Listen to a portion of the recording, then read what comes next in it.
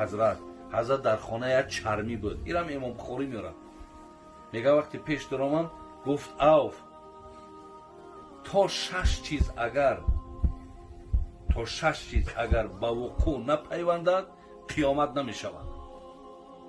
همین 6 چیز گفت میشود بعد قیامت میشود. میگه گفتم حضرت گوش دارم این 6 چیز چیه؟ گو یکم مرگ من، تا من از دنیا نگذرم قیامت قایم نمیشود. زیرا برادرای عزیز تمام صحابای پیامبر گمانشون همین بود که این حضرت همین خیلی محبوبه در خدا که خدا جانی را نمیگیره. بر همین همون آیتی که اینک میتون و اینهم میتون، ای محمد بدون که تو هم میمری، اصحاب هم همه گردوانات هم همه دنیا را پدرود میگین. یگانه ذاتی که باقی میمونه ای الله هست، بغیر الله همه تون از دنیا میرین. اما آیت کل من علیها فان و یبقا وجه ربک ذوالجلال والاکرام. ببین یگانه ذاتی که میمونه الله، همه دیگه میگذره. گفت یکم نشانه ای که مثال گویم تا قیامت، تا همین نشانه نشود قیامت نمیشود، این است مرگ من. گفت من باید از دنیا گذرم. دویم گفت اوف بدون که تا اگر همین بیت المقدس، تا همین جایی که حاضرین یهودی ها و فلسطینی ها، همون جایی که پیامبرمون از اوجا معراج رفت، خب همون مسجد اگر تا فتح نشود، تا مسلمان ها همون را اگر مقصد نگیرن قیامت نمیشه. حضرت عمر در دوره خلافتش بیت المقدس فتح کرد، گرفت، در دست مسلمان ها تسلیمش کرد. سیوم چی گفت پیامبر؟ گفت سیوم گفت چیزی که می آید اوف گفت این چی است؟ این گفت مرگ ناگهانی بسیار میشه. مرگ ناگهانی بینیاد زیاد میشه. ولی شما اگر تخمین کرده باشین مرگای ناگهانی بسیاره. کسانی بود که حاضر بود سحر نیست، حاضر بود اینجا میخیزه میرود، یا یگان درد، یگان صدمه، یگان چیزی ده مبتلا میشه. گفت دردهای یا مرگهای ناگهانی زیاد میشه. دیگر چیزی که اوف گفت میآید. بعد میگه از آن چهارم چی گفت؟ گفت تا اگر دامن امتی من را وبا نگیره، اگر انمی طاعون نگیره قیامت نمیشه. حضرت حتی آمدن وبا را برادر عزیز در حدیث بخاری پیشگویی کردگیه. ولی حضرت عایشه مادرمون یه حدیث داره از پیامبرمون که پیامبر گفته است که دو چیز امتی مرا مقصد کم میکنه، نابود میکنه. گفتن چی است؟ گفت حضرت، گفتن الطعن و الطاعون. گفتن طاعون را فهمیدیم، یعنی وبا را فهمیدیم، لیکن طعنش چیه؟ گفت القتل، کشتار بسیار میشه. کشتار در بین امتی من به نهایت زیاد میشه. امتی من را کم میکردگی یکی طاعونه، یکی قتل.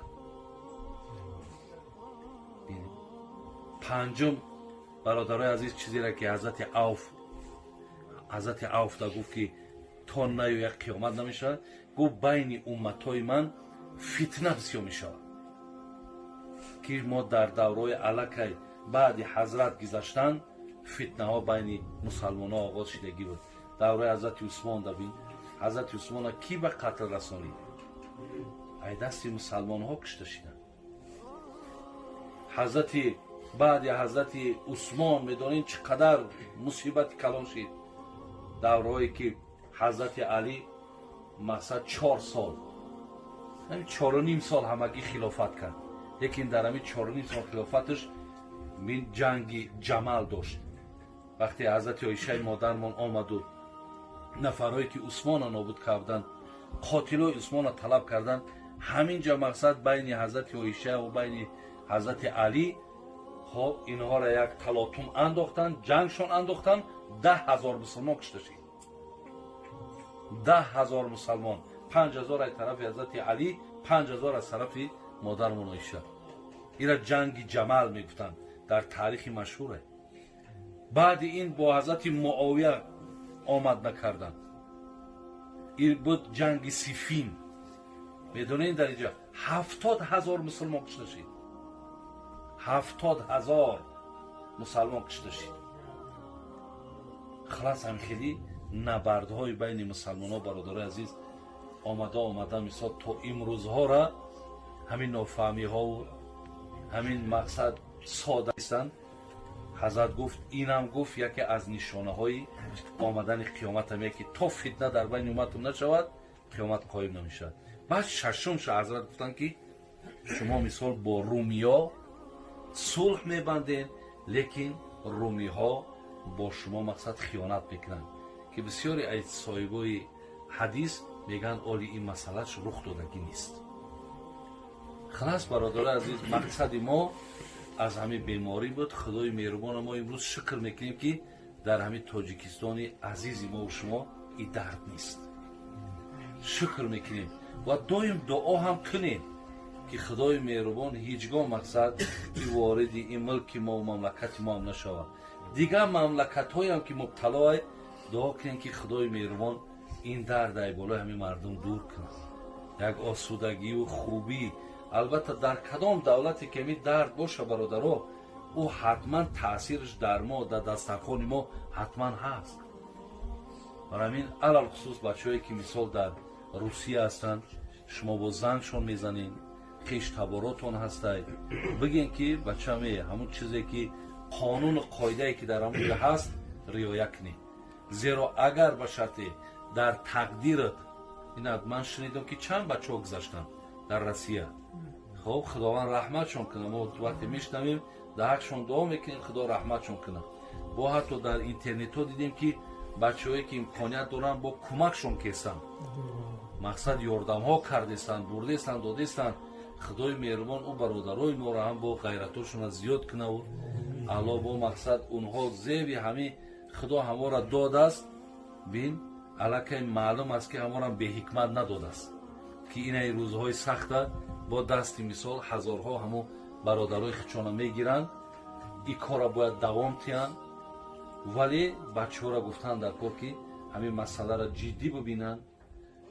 میلش اگر خدای مهربان روز شبود کرده باشد بگذار اول سبب ها را همشه یعنی اسباب ها را استفاده بره. همون نقاب میگن نقاب کن دسته بشو دسته کرانتینه ای خانت نبرو چیزی میگن رعایت کن. اگر اجل که اگر برای الله در کار باشی همون طرح میآورد لیکن بعد احتیاط ها اگر به شرطی که رعایت ها اگر بگذاریم انشالله این حالت در برادر از همون درجه که گفت پیامبر شهادت میبریم انشالله ما این درجه رو میبریم. یکی اگر نکردیم برادرو ما همین درجه محروم میشیم. همین چیز خیلی مهمه. امروز فقط در تاجیکستان ما دعا کردن در کار که خدای مهربان همین درد که نیست همین درد نیارد. الله مهربان همیشه ملک ما را همیشه مردم ما را در پناه رحمت اسمتش نگه داره. برادرای غریبی ما نه تنها در روسیه اند ولی چند روزه از امریکا زنگ میزنن از دولت‌های قزاقستان زنگ میزنن.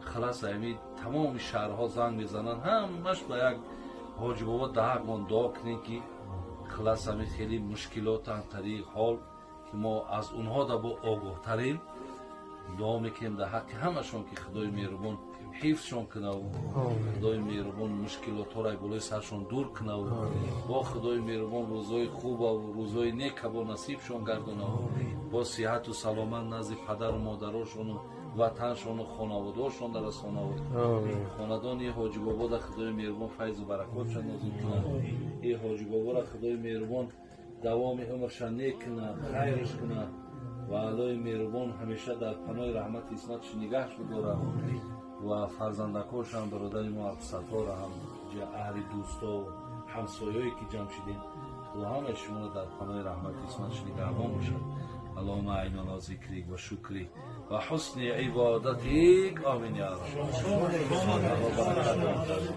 عوف ابن مالک یکی از صحابه پیامبرمون میگه جنگ تبوک بود.